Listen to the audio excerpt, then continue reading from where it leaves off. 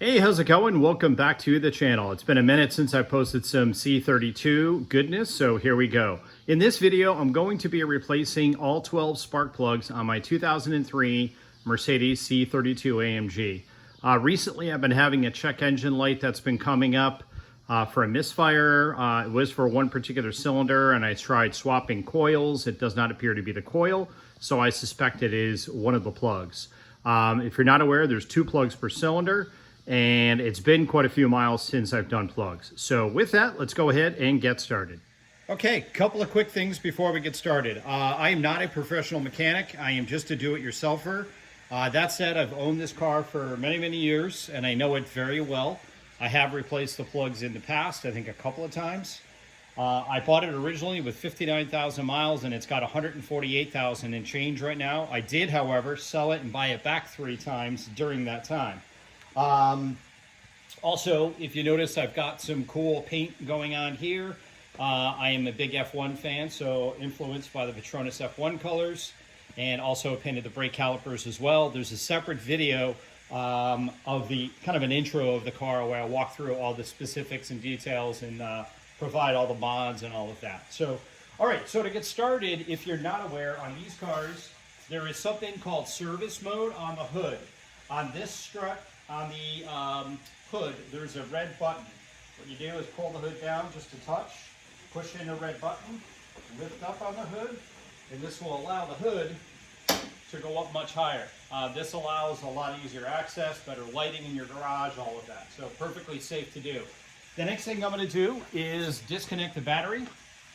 For that, it's going to be a 10 mil, and the battery is located, if you're not aware, underneath the air box, the cabin air filter cover right here. There's 3 latches. Undo the latches, and then just simply lift this piece out, which reveals the battery. And then I'll take a 10 mil and go ahead and disconnect the ground wire on the ground wire for the battery. Okay, with the ground disconnected, I can talk, on the battery. Next thing I'm going to do is remove the intake air vents, these vents, and these here, if you're not aware, you just pull them back a little bit. They unhook from the actual air box, and then pull them off the actual radiator support piece. And I'll do the same thing on this side. The clips on mine are broke, so this is a little bit loose on mine. It's not going to go anywhere, but I think that's a common thing. Next, I'll lift off the engine cover, this piece here, which simply has push clips in place. That will remove, very simple. The next thing is to remove the factory air boxes. Now on mine, I did also, this is explained in my introduction video, I did a really cool fabrication where I used the snout off of an M113K, such as like on an E55 AMG, and then I grafted that adapter piece. Basically, I cut the air boxes and then grafted that into the C32 air boxes. So if you look at mine, right here, it'll look identical to your C32, but here it's going to look radically different. I also do not have bands on here. I don't find it necessary.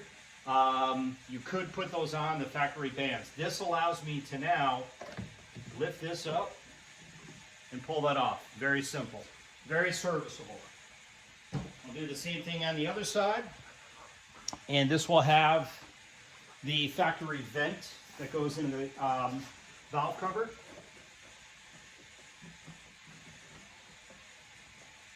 Which I recently replaced, so it's not brittle, nice and soft. All right, and here I'll give you an example. That's basically what the airbox looks like. So again, this is E55, cut that off the E55 airbox, cut my airbox, which I'm holding, and then basically did automotive body work, if you will. Molded the whole thing in, repainted the whole thing so it looks just like the C32, but now I get much better flow. All right, so that's all there is to it to pull those pieces. If you are going to pull yours apart and do this, this piece right here, there's a plastic piece that goes onto the actual throttle body. On the back of that, there are 2 plastic clips, one on the top, one on the bottom. You want to be really careful when you're removing and reinstalling that piece, because those pieces can crack, and I've heard stories where they break and the clip goes into the intake I've heard of a couple of people wrecking their supercharger because it got in there. So be really careful of that. But again, the way I've got mine set up, it's very, very easy to service. So at this point, I'll move the camera and I'll show you removing the ignition coils. Okay, moving on. Notice I've got fender covers on both sides of the car just to protect the paint. Next thing you want to do is remove the factory zip ties. There's going to be zip ties that hold the wiring to the ignition coils. I've had these off many, many times, so mine are aftermarket. I'll go ahead and remove those zip ties. Next, you want to unplug the power connector going into the coils. Now, if you've never done this before, don't be surprised if yours are cracked, falling apart, or if they break while you're doing this. I actually went through I've got a couple of AMGs, an E55 as well, and I've replaced these clips. I live in Arizona where it's super hot, and these cars are getting older, so they're gonna fail on you. So mine should be in good shape. I'll go ahead and unplug these. Based on the length of the wires, you don't need to worry about labeling or am I going to screw it up when I plug them back in, because they really can only go one way based on the length of the wire. I like to then take the wire and kind of move it out of the way just to make sure it's clear. The next thing I'll do is remove the screws for the actual coil. There's one screw in each and it's a T30, so I'll go ahead and do that. I'll pause the video. You don't need to see me do this part. It's pretty straightforward. Okay, so at this point I have the 3 screws just removed totally on this side. So the coils are just sitting there. Next, I suggest removing the plug wires. Now on the C32, there's going to be, and many of the Mercedes AMG models, there'll be 2 spark plugs per cylinder. This process is going to be very similar for even like a C320, for example, which is using a very similar block, but only on that car, there's only going to be a total of 6 plugs, so 1 per cylinder. Here's a really cool trick to get the plug wires off the plug. I'll see if I can find where I purchased this, and if so, I'll put a link in the description. It is an offset 17 millimeter box wrench. Notice also I taped it up with some cloth tape. I take this, I put it down here like this, around the plug wire, and there you go. Plug wire comes off with 0 stress on the wire. I don't need to worry about breaking anything. I'll do the second one here, and there we go. Otherwise, you definitely stand a really, really high risk of ripping the plug off the wire if you're pulling on it, or if you use a set of pliers on this, you might mar it. This 17 mil fits around here like that perfectly. Okay. All right, let me go ahead and get the rest of the coil parts off on this side. Okay, so here's a better shot of what it's going to look like. Couple of things before I proceed. Number one, a lot of people think you have to label the coils and put them in the correct order. From my experience, that's not the case. They all have the same part number. They all function identically the same. When we go to the installation process, I'll show you how to determine which of the wires go to which plug. One of the other things I've identified that might be causing my problem, and this is a really good helpful hint for anybody out there that's painted their valve covers like I did, is the coil. Let me grab a coil here. I did some research, and that metal part right there of the coil is how it grounds through the block via the valve cover. If you notice this one, the paint had kind of come off, but on these, it did not. So what I'm gonna do, and these are a through hole where they go all the way through. You don't wanna sand this without a bolt in place. So I'll put a bolt in there. I'll clean up the metal really good on all 3. I'll do that on the other side. And I'll also clean this as well to make sure I'm getting a really good ground. That could be the problem, but again, my plugs are old and need to be replaced regardless. All right, so I went in there with a Dremel, with a wire wheel, cleaned it up. I'm gonna see if I can set up my tripod so that you can watch me, and I'll do one more of these, and then I'll get the other one done. Okay, hopefully you can see this all right. I'll just give you a rough idea. This is the setup I've got, and here we go.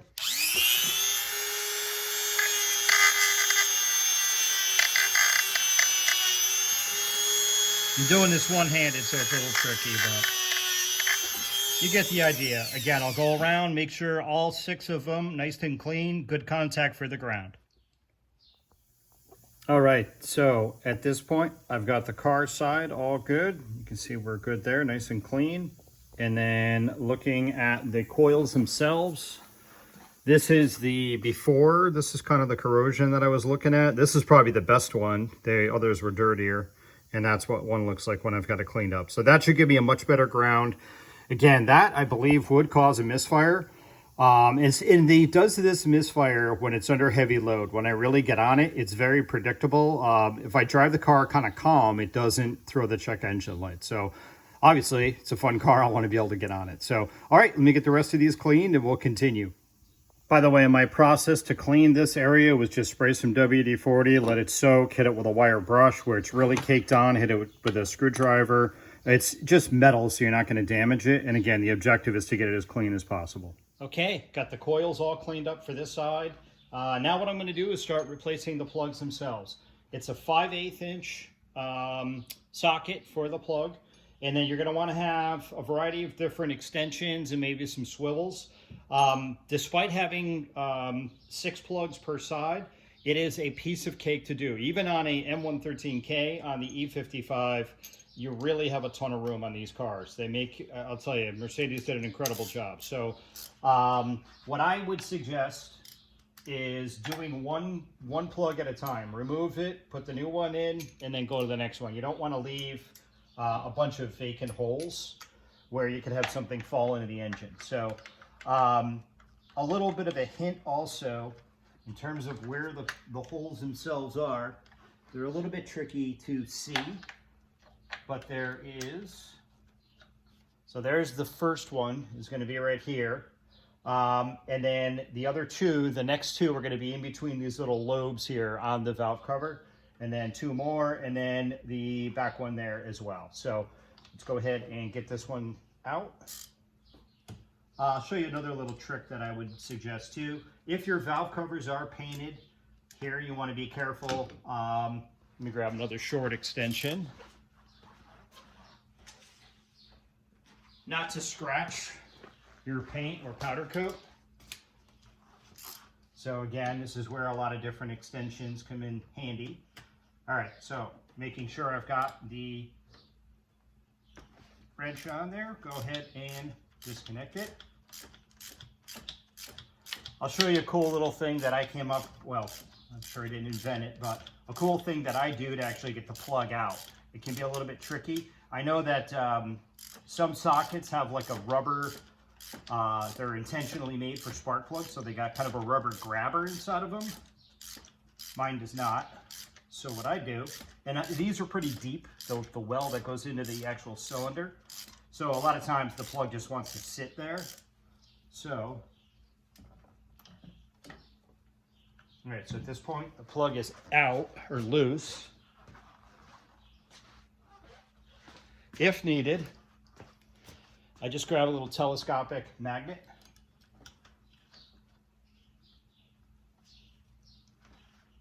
Let's make sure. Just getting the final threads.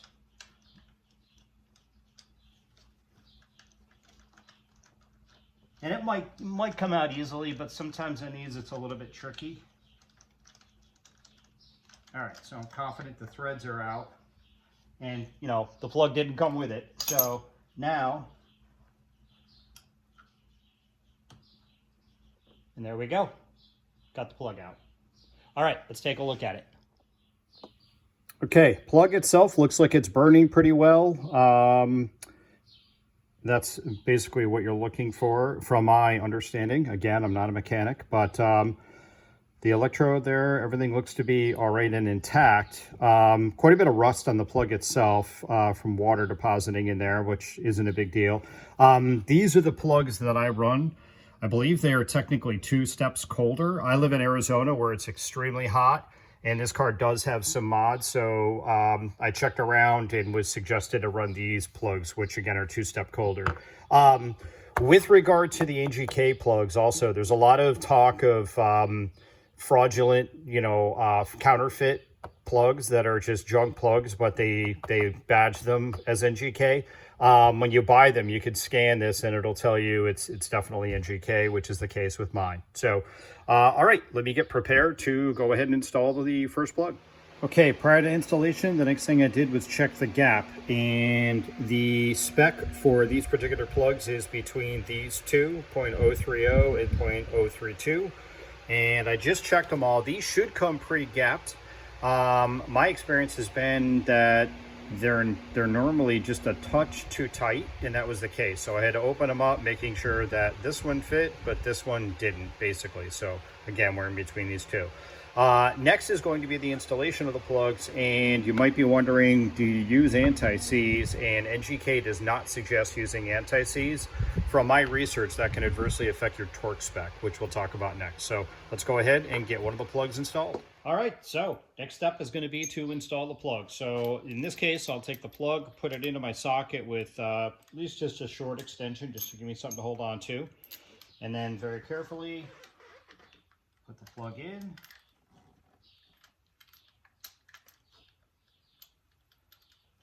If you watch my videos, you'll hear me talk about I almost never use power tools when tightening anything. That especially goes for anything going into, there we go, a cylinder block of a motor. Because if you cross thread it and you do it with an impact, that's a long day. So here I will go ahead and hand tighten it. Again, no anti-seize. And then the torque spec for this particular setup in the C32 is 18 to 21 foot-pounds, I believe. I already set my my torque. Let me check that for you, one sec.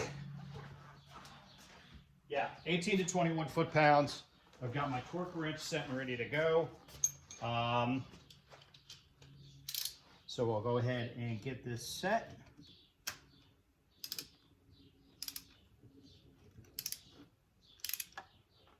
All right.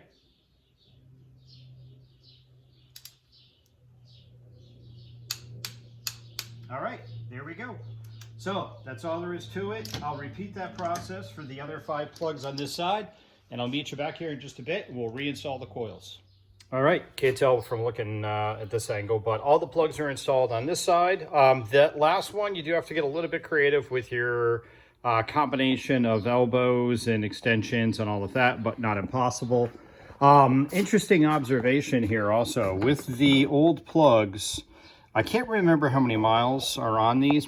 You know, I got my money's worth out of them, let's put it that way, but I didn't like go way over. I don't know if I can capture this. Look at the gap. This is 0.032, which is the largest gap they should have. And as you can see, it's about a foot bigger than that. So that could be part of the misfire, and certainly not going to be optimum in terms of proper spark and power. So from here, let's go ahead and reinstall the coils.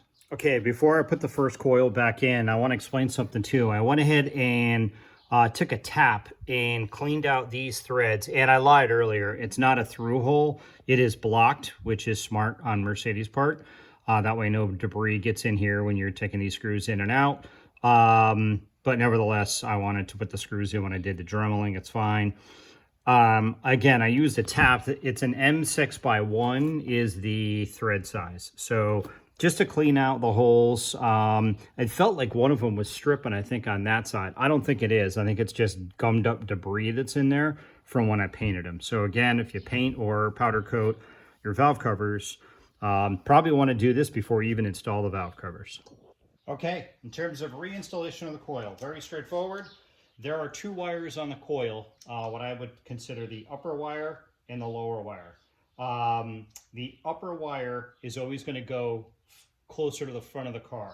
So obviously this is going to serve as 2 plugs. This one off the bottom will service the plug that's closest to the firewall. This one will go to the plug that's forward of the car. And then you maintain that pattern on both sides of the car, and it's as simple as that. So upper coil wire goes to the front of the car, lower goes to the back of the car. I'm gonna go ahead and get these in. A lot of times I'll use this wrench as well to kind of click it back in just to seat the plug cap back onto the plug itself. So let me go ahead and get these in. All right, hopefully you're watching this entire video before you do this job, because there's some tricks I forgot. Number one, don't put the screws in just yet. Just kind of set the coils where they go. And again, when you put the plug wire onto the plug, you got to press it really hard, and you want to wait for, you'll hear, let me see if I can get this one to do it, a positive click. There we go. So you'll hear it and you'll feel it. It will feel before it clicks like it's on there, but it's not, and you're obviously not going to have a good connection, and that will certainly cause a misfire. So, all right, let me get the third one, and I'll show you a couple of other little tricks before getting these finalized. Okay, so I have all 6 plug wires plugged in, and again, I don't have the screws in for the coils. Here's why. Here's the way I do this. Again, I'm just a do-it-yourselfer, so I plug in the socket. Again, you should have a nice click like that.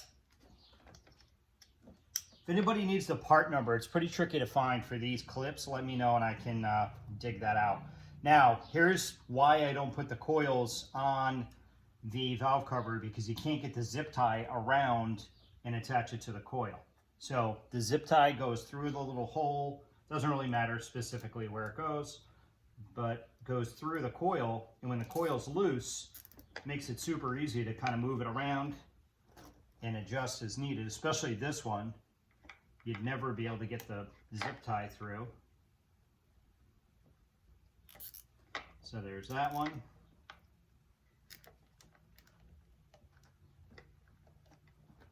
I normally do 1 zip tie per coil. And this one too, you'd have it be here all day trying to do it if the coil was in place.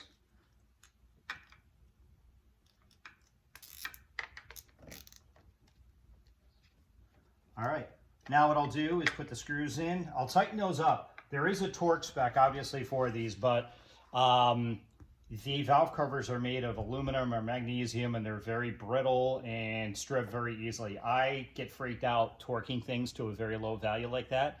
I just snug those up. I realize that it could impact my ground as well, but I make sure that they're tight. I've never had one come loose. But if you want the torque spec, I would check like a ChatGPT or reference. So, all right, let me go ahead and put the bolts in. We'll get the wire ties cleaned up, and then that'll be that side complete. Okay, and there we go. That side is all set. I got my zip ties in. I use these flush cuts, Harbor Freight. They're like $4. This way they're not sharp and they don't cut me if I'm working on the car. Everything is very solid. I feel good about it. Plugs went in great. So now I've got to go and do that side. Let me go ahead and knock that out, and I'll meet you back here and we'll reassemble the car, and then the fun part, take it out for a test drive. All right, guys and girls. So I was just finishing up this side, or at least I thought I was. I got good news and I got bad news. If you watch my channel, you know that I'm a straight shooter. I do not hide anything. I show the good, the bad, the ugly. I found the smoking gun. This coil, the screw that goes in here, this whole thing is completely stripped out. You can hear it as that's me pulling it out of the threads. I don't know, look at that, that's horrible. If that happened because of the paint that was clogged up in there and then I went to tighten it, I'm certainly confident I didn't cross thread it, but it's a problem. So what I think I need to do, and I've never used one of these, is get a helicoil, I believe. So I'm gonna do some research tonight. It's getting to be close to 6. And it's Saturday night and no one else is here. My wife went climbing today, so she took her truck. This car is long from running, so it's not going out on the road. And my E55 is in storage, so, and my daughter's not home. So I am going to go out tomorrow, likely get a helicoil. I'll do some research tonight. I'll quickly show the repair on that, and I'll also let people know if you do want to fast forward past that part, I'll give you timestamps and allow you to watch the rest of the video as far as the spark plugs, the reassembly, and again, ultimately the test drive. I'm very confident this was my problem with the Misfire. And again, if I can share and help other people, that's what my objective is. So again, I'm not going to hide anything. So I'll see you tomorrow, likely with a helicoil kit.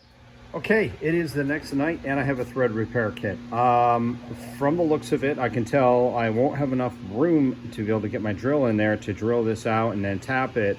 So I'm gonna go ahead and pull the valve cover.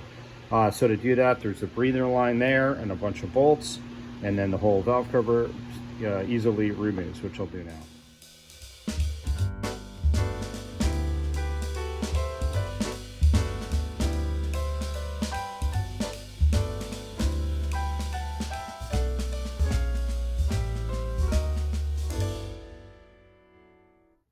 All right, valve cover off. This car is coming up on 148,000 miles. I typically maintain it quite well, and you can see it looks great. The tensioners look good in there. There's no apparent wear. Everything looks real nice, and certainly no sludge buildup or anything like that.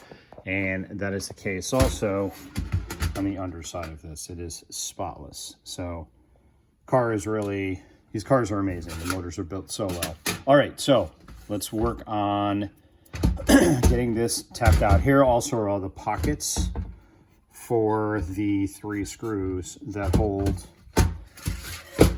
the coils in place. So I've marked the victim, if you will.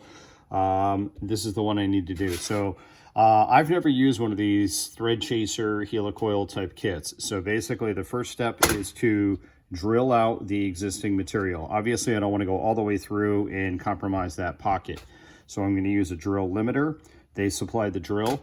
I also checked to see how deep this was and then how long the screw is on the other side of the coil going into here, just to make sure I've got everything lined up properly, which I do. So at this point, I'll go ahead and carefully drill this out. All right, I did confirm, at least according to ChatGPT, that this is aluminum. So good news is it's aluminum. Bad news is it's aluminum. So trying to go nice and careful, nice and slow.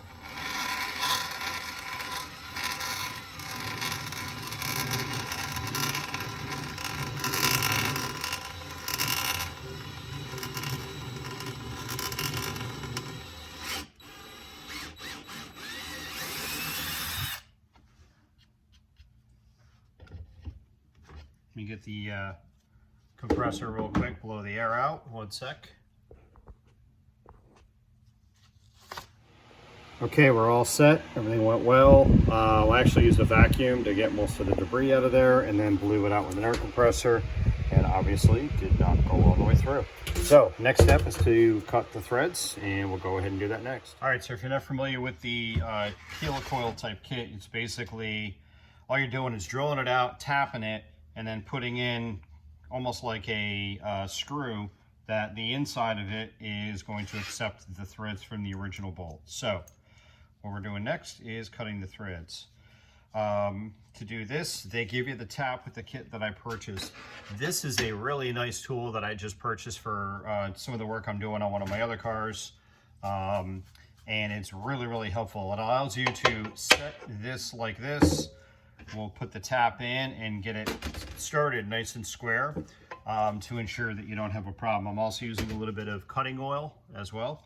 Probably not necessary for aluminum, but I like to be safe.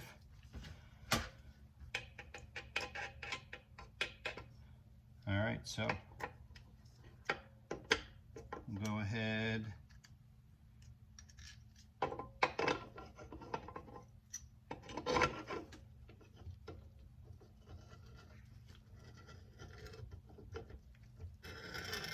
If you're not familiar with cutting threads, you just want to work it nice and slow, nice and square. And then rotate clockwise and then back it off to actually clean up the threads, and that's where the cutting is as well.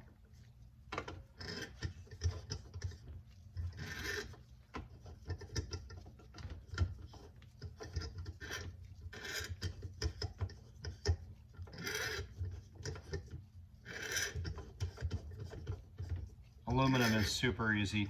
I did some work on my BMW where I did it through 1/4-inch mild steel, and that was a good time.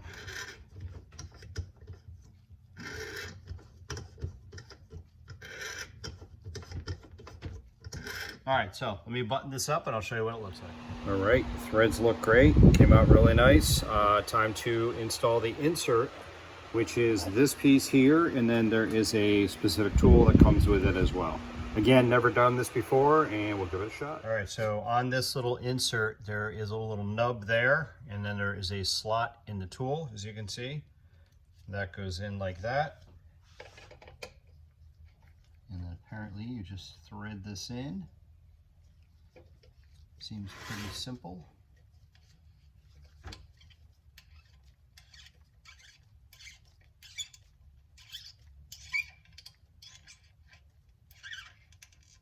Kind of interesting that it's not a little tighter in there, but and then there is a punch that they give you. This piece here, which you then put in here, tap this, and then that'll break off the little pin, and you're all set. There it goes. All right, let me get that out of there, fish that out, and clean it up with the compressor. And then what I'm going to do is, if you noticed, I left the coils in the car. I'll pull one coil off, I'll put it on while it's on the bench, just dry run it, make sure everything goes good, this thing doesn't come out or anything crazy. And then we can resume getting this thing back together. Just thought of something too. This is probably where your veterans would say, oh man, he forgot the Loctite. It would have been cool to put some permanent Loctite on there, because obviously this thing never is coming out, hopefully. All right, continuing on. All right, dry run, test fit successful, torqued it down nice, and we're good to go. So now I'll go ahead and reassemble this whole set.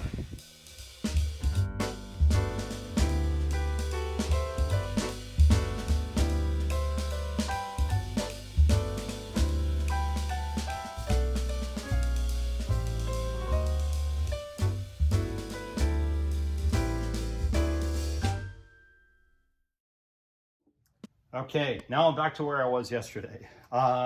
Next thing is to reassemble the parts. So I'll grab the air boxes. And again, mine are likely gonna go in a little bit different than yours. If you are doing this job, again, be really careful of this plastic piece up here. Again, that's kind of why I've got mine set up the way I do. Makes it pretty easy. It's still a little tricky because it's tight getting these in here because they came off a bigger motor. There we go. So there's one side with the breather. Now I'll get the other side.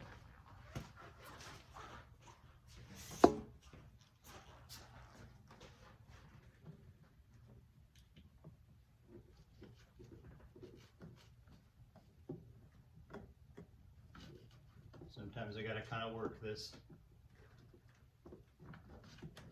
I gotta make sure it doesn't get folded over.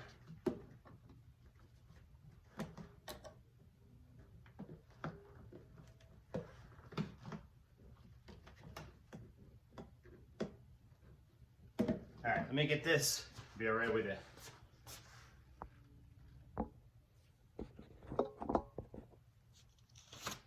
And of course, as soon as I stopped filming, it went in perfect. So Murphy's Law. All right, let me grab the intake snorkels. These are going to be labeled as well. There's a right and a left.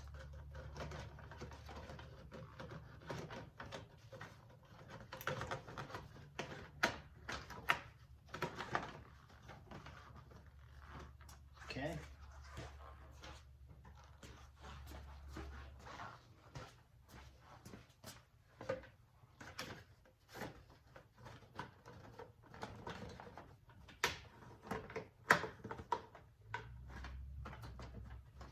All right, then it's the engine cover.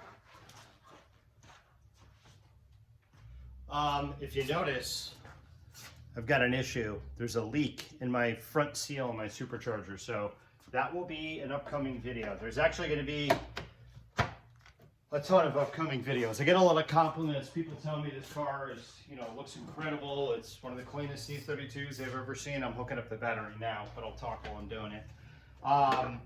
And I appreciate the compliments. It is very clean relative to its age at this point. and mileage. Again, 149,000 I think I'm up to. But it needs work. So the good news for you guys is I got a whole bunch of content coming as I get to it. This is one of 3 cars, older European cars that I own, so I am constantly wrenching these things.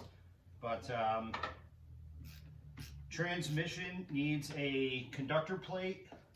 I'm going to do some performance and out body work. So that'll be coming up.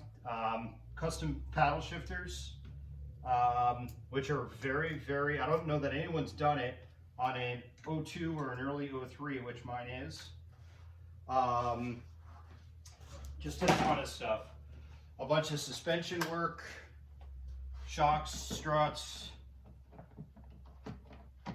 So there's going to be a lot more. I just got to find the time. That's part of the reason I put my E55 away for the summer. It's really hot here in Arizona. That car, for some reason, gets way more heat soaked than this one, even though they're the exact same philosophy in the motor. So it's just one less car that I got to worry about working on, but I love that car as well. So, all right, that is it. Let's go ahead and start it up and make sure everything runs good.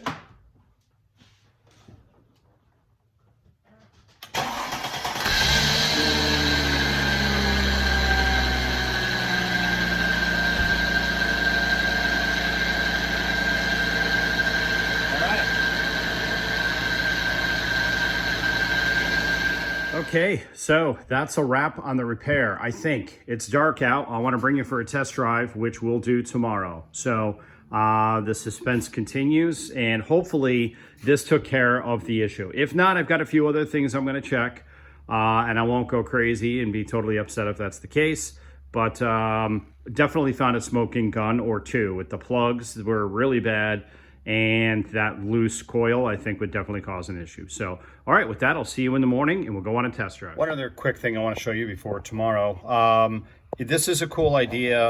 I came up with this a while back. Again, I didn't create this, but I use a Google Sheet for all my cars for everything about the cars, all the stuff I want to do, including the maintenance. So this allows me to kind of catalog everything. And I can easily go back and reference it. So if you're not doing something like this, you know, I used to write stuff down in my garage. This makes it a little easier. So just thought I'd throw out that tip. All right, it's the next evening, all set with work. Just finished up, so we're gonna go for a drive. I figure I'd give you a quick walk around just so you can get an idea of what the car looks like. And again, if you check out my intro video, I go through all the details, all the specifics in terms of wheels, fitment, mods, all kinds of cool stuff. So it's a great car. I really enjoy this car, and again, I've had it for many years. So all right, let's take it for a drive and see if the problem is fixed. All right, we are out on the road, and I just probably a half mile or so from my house, and so far everything is good. Car feels it's definitely more smooth. I also had an issue where when I would be sitting at a light, my foot on the brake, and obviously the car in gear, I had some obvious misfire. You could, it kind of felt like it was cammed almost, but it's not, and it was kind of lumpy and just not a smooth idle. We got some bumps here I'm dealing with, and that is gone. So let's go ahead and give it a little.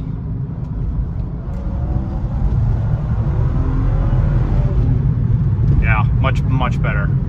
Smoother acceleration, and that's right where that was just a half throttle little tiny pull, and if I would have done that earlier, predictably every single time I could get the check engine light to flash and the thing would fall on its face and misfire even further, go into kind of a limp mode. So I think that's just I did a couple little baby pulls as well prior to starting to film, but let's go this way, keep the sun out of your eyes.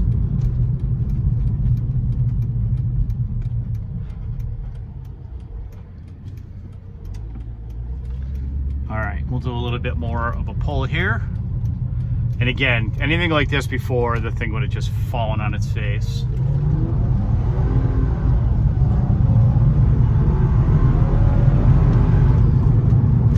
All right, no check engine light, obeying speed limits, and everything feels good.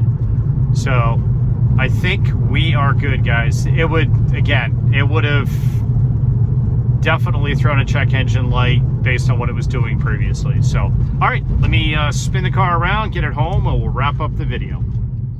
All right, and that's a wrap. I did a bit more driving, put a few miles on the car, and it did great. So no problems at all. Hopefully this video was helpful for you. If so, please like and subscribe if you have not already, and be on the lookout for more content on this car. And in the fall, my E55, and then of course, last but not least, Car Misa, the incredible audio system that I'm working on as well. So that should be it. Again, thank you very much, folks. I appreciate it. We'll talk to you soon. Take care.